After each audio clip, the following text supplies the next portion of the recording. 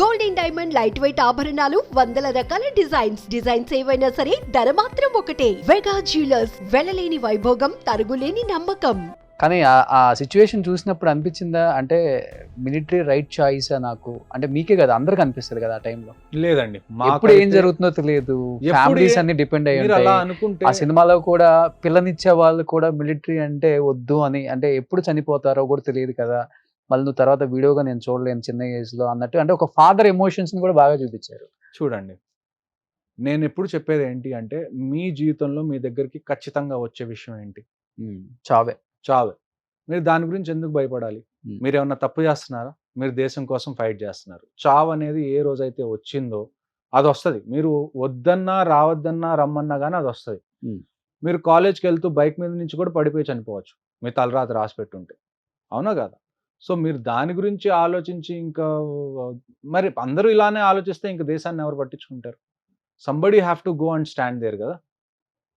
So తప్పదు, మాకు first day నుంచి తెలుసు ఏదైనా అవ్వచ్చు అని, but we are happy about it. మేము చనిపోతే మేము మా దేశం కోసం చనిపోతున్నాం, and I don't think there is any better way of dying than that. అమ్మ నాన్న ఎప్పుడు భయపడలేదా మీ మీ మీరు? ఇప్పుడు నేను కొద్దిగా బయటకు వచ్చిన తర్వాత నేను ఈ విషయాలు మామూలు చెప్పగలుగుతున్నాను, కానీ ఎప్పుడైతే నేను యాక్చువల్గా service లో మిలిటరీలో ఉంటే మాట్లాడకూడదు కదా ఇవన్నీ. ఏ పెద్దగా As per discuss rules. చేసేవాడిని కాదు. లీవ్కి వచ్చినా కానీ ఎప్పుడన్నా ఒకసారి లీవ్ దొరుకుతుంది. Maybe you come for 20 days, అలాగా 20-25 days. ఒక 1 week ఇంట్లో ఉండి ఆ తర్వాత ఎక్కడికొక చోట ట్రిప్కి వెళ్ళడం అలా. సో ఆల్మోస్ట్ 11 years తర్వాత నేను మొన్న దీపావళి ఫస్ట్ టైం ఇంట్లో వాళ్ళతో జరుపుకున్నాను. సో పెద్దగా డిస్కషన్ ఉండేవి కాదు యాక్చువల్గా ఏం జరుగుతుంది అక్కడ, అలా అక్కడ సిచ్యువేషన్ ఏంటి అని చెప్పి వాళ్ళకి చెప్పేవాడిని కాదు ఎప్పుడు. అంటే మీకు 20 ఏజ్ లో ఉన్నప్పుడు మిలిటరీకి వెళ్ళారు. 20.5. ఇప్పుడు 10 years ఉండి ఇంకా 11 years తర్వాత 11 years తర్వాత వచ్చేసారు. రిటైర్ అయ్యాను. అంటే ఇలాంటి చూసి సంఘటనలో ప్రభావితం అయిపోయారా మీరు? వద్దు ఇలాంటి అని అనిపించిందా, లేకపోతే లేదు. ఏదైనా రీజన్ ఉందా ఆర్మీలో ఏమవుతుంది, రిటైర్డ్ అవ్వడానికి వెంటనే? ఆర్మీలో ఏమవుతుందంటే మీకు యాజ్ అన్ ఆఫీసర్ మీరు కాంబాట్ లోకి మేజర్ వరకే వెళ్తారు. అంటే ఒక మేజర్ ర్యాంక్ వరకే మీరు కాంబాట్ లోకి వెళ్తారు. ఇప్పుడు మీరు ఒక కార్పొరేట్ కంపెనీ తీసుకున్నాం, మీకు కోడింగ్ వచ్చు, ఓకే. మీరు మీ లైఫ్ అంతా కోడింగ్ చేయరు. మీరు ఒక 5 years నుంచి ఒక 10 years వరకు మీరు ప్రైమ్ కోడర్ లాగా ఉంటారు, కోడింగ్ చేస్తారు. ఆ తర్వాత మీరు కొద్దిగా సీనియర్ అయిన తర్వాత కంపెనీ మిమ్మల్ని ఏం చేస్తుంది, ఓకే. మిమ్మల్ని స్ట్రాటజీలో పెడుతుంది, మేనేజ్మెంట్లో పెడుతుంది, అడ్మినిస్ట్రేషన్లో పెడుతుంది, సీనియర్ పొజిషన్స్లో పెడుతుంది. మీరు డైరెక్ట్గా కోడింగ్ చేయరు, మీరు డైరెక్షన్స్ ఇస్తారు. మీరు మీ కింద ఉన్న కొత్త కోడర్స్కి చెప్తారు ఎలాగా కోడింగ్ చేయాలి అది ఇది అని. సేమ్ ఇన్ ది ఆర్మీ, మీకు ఎప్పుడైతే మేజర్ ర్యాంక్ వరకు మీరు కంటిన్యూస్గా కాంబాట్ సిచ్యువేషన్స్లోకి వెళ్తారు, ఫైటింగ్ సిచ్యువేషన్స్లోకి. ఒక్కసారి మీరు ఎప్పుడైతే లెఫ్టినెంట్ కల్నల్ అవుతారో you get in to strategy, you get in to planning, you get in to logistics. So మీరు ఫీల్డ్లోకి వెళ్ళేది చాలా తక్కువ ఉంటుంది. అంటే ఓకే. గ్రౌండ్ మీదకి వెళ్ళి ఫైట్ మీ అంతటి మీరు ఫైట్ చేసేది తక్కువ ఉంటుంది. సో ఫైట్ చేసే ఏజ్ వరకు నేను ఎలాగ అనుకున్నాను అంటే నా యూత్ అనేది నా దేశానికి నేను ఇవ్వాలి అని. అంటే మీరు విత్ ఇన్ 10 years లోనే మేజర్ అయిపోయారు కదా. అవును. ఇన్ కేస్ ఉండుంటే మీరు అక్కడ లెఫ్టినెంట్ కర్నల్ ఫస్ట్ విషయం ఆ ఏంటంటే స్థాయికి కూడా వచ్చేవాళ్ళు, ఎందుకంటే చాలా 30, 31, 32 32 మీకు అంతే. అంతే. అంత చిన్న ఏజ్ లోనే ఎందుకు వచ్చేసారు? ఫస్ట్ విషయం ఏంటి అంటే నేను ఎప్పుడు కూడా నేను 30th బర్త్డే నేను సెలబ్రేట్ చేసుకుంటాను నేను అనుకోలేదు. ఎందుకు? మీకు ఇందాక మీరే అన్నారు కదా, ఆర్మీలో ఎప్పుడైనా ఏదైనా అవ్వచ్చు. ఓకే. నేను నర్సాపేట అంటే అలాంటి సంఘటనలు ఏమన్నా జరిగాయా? మీరు అంటే మీరు 30th బర్త్డే కూడా నేను చేసుకోలేను అనుకున్నానని మీరు అనుకున్నారు అంటే, అంటే అంత దారుణమైన సిచ్యువేషన్స్ ఏమున్నాయి? ఒక్కసారి మీరు రాష్ట్రీయ రైఫిల్స్కి వెళ్ళిపోతే ప్రతిరోజు మీకు వార్. అక్కడ ఉదయం లేచిన దగ్గర నుంచి పడుకునే వరకు యు ఆర్ హంటింగ్. ఇప్పుడు బుల్లెట్ నీకు తగలచ్చు, టెర్రరిస్ట్ కి తగలచ్చు. ఓకే. ముకుంద్ వరదరాజన్ గారు ఉన్నారు, హీఈస్ వెల్ ట్రైన్డ్, హీఈస్ అ కమాండో జస్ట్ లైక్ మీ. కానీ ఆయనకి బుల్లెట్ తగిలింది కదా ఒక పాయింట్లో. మీ ఫేట్ ఎలాగుందో మీకు తెలియదు. సో మీరు అలాంటి సిచ్యువేషన్లో ఉన్నప్పుడు మీరు చనిపోయే ఛాన్సెస్ ఉంది. ఓకే. సో నేను అలానే అనుకున్నా ఏదైనా అవ్వచ్చు. కాశ్మీర్ అంటే బేసిక్గా మీరు ఆర్మీలో మీరు లాస్ట్ 10 years చూసుకోండి ఒకసారి, ఎక్కువ మంది ఆర్మీ సోల్జర్స్ చనిపోయిన ప్లేస్ ఏది? మీకు ఉరి కానివ్వండి, లేకపోతే పుల్వామా కానివ్వండి, ఇవన్నీ ఎక్కడ జరుగుతాయి? మీకు బేసిక్గా కాశ్మీర్లోనే జరుగుతాయి. సో అలాంటి చోట మీరు వెళ్ళినప్పుడు మీరు బతుకుంటారా లేదా అన్నది మీకు తెలియదు. Anything can happen. మీరు మీ వెహికల్ తీసుకొని వెళ్తుంటే మీ వెహికల్ కూడా జస్ట్ లైక్ పుల్వామాకి ఎలాగ బాంబ్ బ్లాస్ట్ అయిందో మీ వెహికల్ మీద బాంబ్ బ్లాస్ట్ అవ్వచ్చు. మీరు మామూలుగా రోడ్ మీద నుంచున్నారు అక్కడ డ్యూటీలో, మీ మీద ఎవరైనా ఫైర్ చేసి వెళ్ళిపోవచ్చు.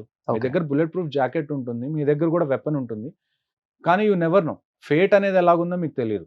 ఎప్పుడు బుల్లెట్ ప్రూఫ్ జాకెట్ వేసుకునే ఉంటారు? మీరు ఒక్కసారి మీ రూమ్ నుంచి బయటకు వచ్చారా, బుల్లెట్ ప్రూఫ్ జాకెట్ ఉండాలి, బుల్లెట్ ప్రూఫ్ హెల్మెట్ ఉండాలి, మీ చేతిలో వెపన్ ఉండాలి, మీరు మొత్తం యూనిఫామ్ లో ఉండాలి. రాష్ట్రీయ రైఫిల్స్‌లో మీరు bullet proof jacket almost 24/7 that becomes part of your body. ఆ వెపన్, ఆ బుల్లెట్ ప్రూఫ్ జాకెట్ ఇంకా మీ శరీరంలో ఒక భాగం అనుకోవడమే మీరు. అక్కడ ఉన్నన్ని రోజులు. సో, కాశ్మీర్‌లో అలాంటి సిట్యుయేషన్. రాష్ట్రీయ రైఫిల్స్‌లో ఎస్పెషల్లీ. ఓకే. మీరు కంటిన్యూయస్‌గా బుల్లెట్ ప్రూఫ్ జాకెట్‌లోనే సో ఉంటారు. ఎన్ని టైమ్స్ అటాక్ జరుగుంటది మీ మీద? అటాక్ అంటే ఆల్మోస్ట్ ప్రతిరోజు ఏదో ఒకటి జరుగుతూనే ఉండేది. ఫస్ట్ స్టోన్ పెల్టింగ్ జరిగేది. హ్మ్. ఆ తర్వాత కొన్ని ఆపరేషన్స్ నేను చేశాను. Terrorism operations. ఆ తర్వాత నేను కొన్ని మంత్స్ అండర్ కవర్‌లో ఉన్నాను. కోవర్ట్‌లో. ఓకే. సో, ప్రతిరోజు దినదిన గండం అనే చెప్పుకోవాలి. కోవర్ట్ ఆపరేషన్స్ అమ్మో! కోవర్ట్ ఆపరేషన్స్ నేను ఆల్మోస్ట్ 8-9 మంత్స్ నేను అండర్ కవర్ ఉన్నాను. అవునా? అవును. ఓకే. సో, అందులో గూడా మీరు ఇంటీరియర్స్‌లోకెళ్తారు బాగా. అంటే కాశ్మీర్‌లో మీరు జనరల్‌గా కాశ్మీర్ అంటే మీకేముంటుంది? శ్రీనగర్, గుల్మర్గ్, అమర్నాథ్ యాత్ర అంటే ఇలాంటి ఏరియాస్ మీకు గుర్తొస్తాయి సివిలియన్స్. సోల్జర్స్‌కి ఏంటి అంటే మేము ఇంటీరియర్స్ చిన్న చిన్న విలేజెస్‌లోకి గూడా ఎళ్ళాలి. ఎక్కడైతే చాలా తక్కువ మంది జనం ఉన్నారో, ఎక్కడైతే టెర్రరిస్టులు దాక్కోవడానికి చాలా ఛాన్సెస్ ఉన్నాయో, మీరు టెర్రరిస్ట్‌ని ట్రాక్ చేసుకుంటూ వెళ్తారు. ఫర్ ఎగ్జాంపుల్ మీకు ఒక ఇన్ఫర్మేషన్ వచ్చింది. ఈ విలేజ్‌లో ముగ్గురు, నలుగురు టెర్రరిస్ట్స్ ఉన్నారని. మీరు యూనిఫార్మ్ యేసుకొని బయలుదేరితే ఏమవుతది అంటే, ఎవరో ఒకళ్ళు జూస్తారు. వాళ్ళు వెంటనే జెప్పేస్తారు, ఆర్మీ రాబోతుంది. నువ్వు పారిపో అని జెప్పి. ఆ సర్ప్రైజ్ ఎలిమెంట్‌ని మీరు క్యారీ జేయాలి అంటే, మీరు ఫస్ట్ సివిల్ డ్రెస్‌లో ఎళ్ళాలి. హ్మ్. ఒక 3, 4 రోజులు వాళ్ళ మీద నిఘా బెట్టాలి. వీళ్ళ సివిల్‌లో ఎళ్లి. సివిల్‌లో ఎళ్లి, అండర్ కవర్ ఎళ్లి, వీళ్ళ ప్యాటర్న్ ఏంటి? వీళ్ళు ఎక్కడెక్కడ తిరుగుతున్నారు? వీళ్ళ దగ్గర ఎంత వెపన్స్ ఉంది? మీ దగ్గర ఇన్ఫర్మేషన్ లేకుండా మీరు ఆపరేషన్స్ ప్లాన్ జేయలేరు. ఓకే. మీకు ఇన్ఫర్మేషన్ లేకుండా మీరు ఆపరేషన్స్ ప్లాన్ జేస్తే ఏమవుతది? ఎవరో ఒకళ్ళు మీ టీమ్‌లో చనిపోతారు. సో ఈ 10, 11 ఇయర్స్‌లో మీ లైఫ్‌లో మర్చిపోలేని ఒక సంఘటన లేకపోతే మీరు చేసిన ఆపరేషన్ అంటే ఏమని చెప్తారు? ఆపరేషన్ ఒకటేంటి అంటే, నేను ఇలానే అండర్ కవర్‌లో ఆహ్, నేను సౌత్ కాశ్మీర్‌లో తిరుగుతున్నాను. సౌత్ కాశ్మీర్‌లో మీకు టెర్రరిస్ట్ బాగా ఎక్కువ. ఓకే. అక్కడ లోకల్స్ గూడా దానికి చాలా సపోర్ట్ జేస్తారు. హ్మ్. అంటే వాళ్ళ ఇళ్లల్లో వాళ్ళని దాచిపెట్టుకోవడాలు. ఎందుకంటే మీరు ఎలా జూసుకోవాలి, ఈ టెర్రరిస్ట్‌లు అవుతున్న వాళ్ళు అక్కడి నుంచి వెళ్ళిన ఆళ్ళే గదా! అక్కడి నుంచి పాకిస్తాన్‌లోకి ఎంటర్ అయ్యి టెర్రరిజంలో జాయిన్ అయ్యి రిటర్న్ వచ్చారు. సో, వాళ్ళ ఊర్లో చాలా మంది వాడికి తెలుసు. ఒకళ్ళ ఇంట్లో వాళ్ళ మామయ్య ఉంటే, ఒకళ్ళ ఇంట్లో వాళ్ళ బాబాయ్ ఉంటాడు. ఒకళ్ళ హ్మ్. ఇంట్లో వాళ్ళ పెద్దనాన్న ఉంటాడు. సో, ఫ్యామిలీ కాబట్టి వీళ్ళకి ఇంట్లో చోటివ్వడం ఇలాంటివి చేస్తూ ఉంటారు. అలాంటప్పుడు ఏమైందంటే సేమ్ బెటాలియన్ ఏదైతే మేజర్ ముకుంద్ వరదరాజన్ గారు 44 ఆర్ఆర్ అది. 44 రాష్ట్రీయ అవును. రైఫిల్స్. అవును. ఆ ఏరియాలో నేను తిరుగుతున్నాను. ఆ రోజు గూడా సేమ్ ఒక ఆపరేషన్ అయింది. ఆ ఆపరేషన్ అవ్వగానే ఏమైంది అంటే అక్కడ మసీద్ నుంచి కాలొచ్చింది వీళ్ళందరికీ. నార్మల్ జనాలకి అక్కడికి. ఇక్కడ ఆపరేషన్ జరుగుతుంది. ఈ ఆపరేషన్ డిస్రప్ట్ చేయండి అని జెప్పి. అందరు జనాలు ఆల్రెడీ రోడ్ మీదకొచ్చున్నారు. ఇది ఆర్టికల్ 370 తర్వాత. ఆర్టికల్ 370 అప్పుడు ఏం జరిగింది అంటే రేపు ఆర్టికల్ 370 తీసేస్తున్నారనగా ఇవాళ రాత్రి మొత్తం కమ్యూనికేషన్ బ్లాక్ అయిపోయింది కాశ్మీర్‌లో. ఈవెన్ ఫర్ సోల్జర్స్ మీది ల్యాండ్ లైన్స్ పనిచేయట్లేదు, మొబైల్స్ పనిచేయట్లేదు, మీ ఇంటర్నెట్ పనిచేయట్లేదు. ఇలాగ ఒక 6, 7 మంత్స్ కంటిన్యూయస్‌గా ఇన్ ఇంటర్నెట్ లేదనమాట. నాకొక 2, 3 మంత్స్ తర్వాత ఏమైందంటే నేను పోలీస్ వీళ్ళతో మాట్లాడుకొని ఏజెన్సీస్‌తో I have taken a new number. నా ఫోన్ పనిచేయడం స్టార్ట్ చేసింది. నేనొక అండర్ కవర్ ఆపరేషన్‌లో నాతో పాటు ఒక కశ్మీరీ సోల్జర్. కశ్మీరీ సోల్జర్ అంటే అతను కశ్మీరీ అతను. ఓకే. కాకపోతే ఇండియన్ ఆర్మీలో సోల్జర్. మేమిద్దరం సివిల్ డ్రెస్‌లో ఒక సివిల్ వెహికల్‌లో మేము ఈ అండర్ కవర్ ఆపరేషన్ చేయడానికి ఎళ్తున్నాం. అంటే కొంతమంది టెర్రరిస్ట్‌ని ట్రాక్ చేయడానికి. కరెక్ట్‌గా ఎప్పుడైతే ముకుంద్ వరదరాజన్ గారి బెటాలియన్ ఏరియాకి ఎప్పుడైతే మేమెళ్ళామో, అక్కడ ఆపరేషన్ జరుగుతుంది. జనాలు ఆల్రెడీ రోడ్డు మీద ఉన్నారు. రాళ్ళు అవి పట్టుకొని స్టోన్ బెల్టింగ్ చేయడానికి. కరెక్ట్‌గా ఎప్పుడైతే నేను తప్పించుకోవచ్చులే కొద్దిగా సైడ్ నుంచి ఎళ్ళిపోదాం. ఎందుకంటే కాశ్మీరీ డ్రైవర్ ఉన్నాడు. And at the same time Kashmiri soldier ఉన్నాడు గదా! కాశ్మీరీలో మాట్లాడి ఎళ్ళిపోవచ్చు అనుకున్నాను. కరెక్ట్‌గా ఎప్పుడైతే ఆ జనం దగ్గరికెళ్ళానో, నా ఫోన్ రింగ్ అవ్వడం స్టార్ట్ అయింది. ఓకే. అందులో ఇష్యూ ఏంటి? ఇంకెవ్వరిది ఫోన్ పనిచేయట్లా కాశ్మీర్‌లో. నా ఒక్కడి ఫోన్ రింగ్ అవుతుంది. వెంటనే నా మీద డౌటొచ్చింది. ఇక్కడ ఫోన్ అసలు పనిచేయట్లేదు గదా! ఇతని ఫోన్ ఎలా పనిచేస్తుంది? ఖచ్చితంగా ఇతను ఆర్మీ అతనై ఉంటాడని జెప్పి ఆల్‌మోస్ట్ ఒక 80, 90 మెంబర్స్ నా వెహికల్‌ని చుట్టుముట్టేశారు. కర్రలతో, లేకపోతే స్టోన్స్‌తో వీటన్నిటిలో చంపేయాలి ఇవాళ అది ఇది అని జెప్పి. ఎలాగోలా తెలుగులో మాట్లాడి ఏమైందంటే ఆ రోజు వాళ్ళందరూ మీదకొచ్చేసారు. లైట్‌గా నేను విండో దించి తెలుగులో మాట్లాడడం స్టార్ట్ చేశాను. వాళ్ళు హిందీలో, ఇంగ్లీష్‌లో మాట్లాడడానికి చాలా ట్రై చేస్తున్నారు. వాళ్ళెంత ట్రై చేసినా గానీ నాకు వేరే ఏ లాంగ్వేజ్ రాదు. నాకు ఒట్టి తెలుగే వచ్చని చెప్పి నేను తెలుగులో మాట్లాడడం స్టార్ట్ చేశాను. వాళ్ళు నా దగ్గర నుంచి ఫోన్ గూడా లాక్కున్నారు. ఫోన్‌లో ఓపెన్ చేసి చూస్తేనేమో అన్ని నంబర్స్ అన్నీ గూడా తెలుగులో సేవ్ అయ్యున్నాయి. సో, ఆల్‌మోస్ట్ ఒక 1 ½ అవర్ వరకు నేను ఆ గుంపులో ఇరుక్కుపోయాను. వెనకాల ఎవరైతే కాశ్మీరీ సోల్జర్ ఎవరైతే ఉన్నారో అతను వీళ్ళకి ఎక్స్‌ప్లెయిన్ చేయడానికి ట్రై చేస్తున్నాడు.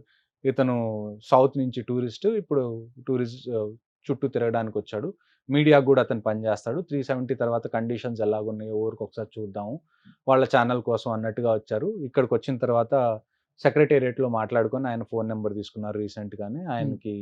ఆయనకి ఫోర్సెస్‌కి ఏం సంబంధం లేదని. ఒకవైపు నుంచి ఆ అబ్బాయి నచ్చజెప్తున్నాడు. ఒకవైపు నుంచి నన్ను తీసుకెళ్ళి ఏదో ఒక ఇంట్లో బంధిద్దాం అని చెప్పి వాళ్ళు ట్రై చేస్తున్నారు. హ్మ్. ఇలాంటి టైంలో తెలుగులో మాట్లాడి ఒక 1 అవర్ అక్కడ స్పెండ్ చేసి వాళ్ళకన్నీ నచ్చజెప్పి అక్కడ తప్పించుకొని బయటికెళ్ళాను.